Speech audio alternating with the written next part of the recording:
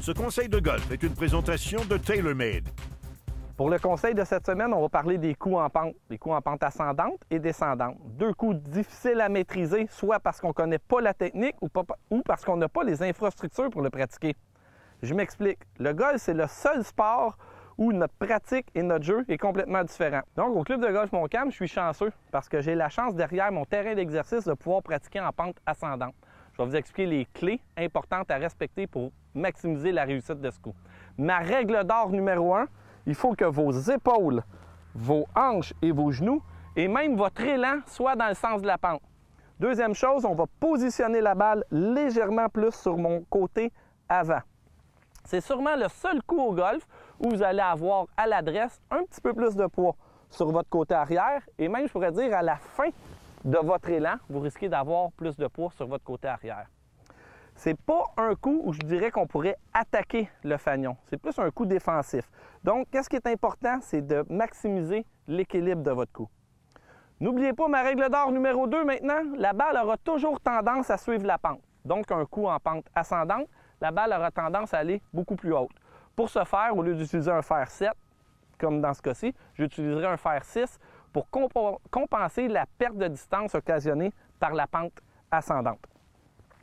Ah oui, dernière chose, il ne faut pas oublier, vu que ma balle est positionnée un petit peu plus vers mon côté avant, je vais avoir un plus grand relâchement de mes poignets, ce qui risque d'occasionner une trajectoire de balle avec un crochet vers l'intérieur.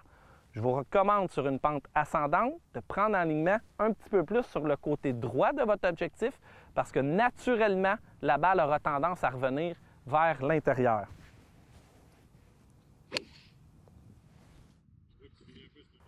Maintenant, pour le coup en pente descendante. Il ne faut pas oublier que le coup en pente descendante est sûrement le coup le plus difficile au golf. Pourquoi? Parce que qu'est-ce qu'il y a souvent en bas d'une pente descendante? Un lac ou une rivière. La balle finit malheureusement souvent dedans. Ce que je vais vous expliquer, c'est les clés pour réussir votre coup et réussir à passer au-delà de l'obstacle. N'oubliez pas ma règle d'or numéro 1, c'est-à-dire que les épaules, les hanches, les genoux et même votre élan vont être dans le sens de la pente. Vous allez finir bas votre élan. Encore une fois, c'est un coup qui va demander beaucoup d'équilibre, donc les pieds vont être plus larges. Inversement, au coup en pente ascendante, la balle va être légèrement centre-arrière, plus côté amont de votre pente. Le poids, au départ, va en avoir beaucoup sur votre jambe avant et même jusqu'à la fin. Il se peut, si c'est une bonne pente, que vous allez même perdre d'équilibre vers l'avant. C'est pas grave. L'important, c'est de faire un bon contact de balle.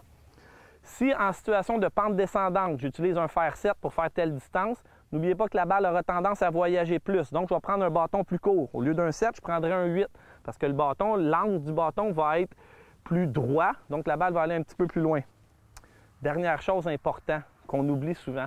Lors d'un coup en pente descendante, c'est difficile de faire un bon relâchement avec vos poignets. Vos poignets vont rester un petit peu plus fermes. Ce que ça va occasionner, c'est que votre balle va s'en aller doucement, tranquillement vers la droite, vers l'extérieur pour un droitier.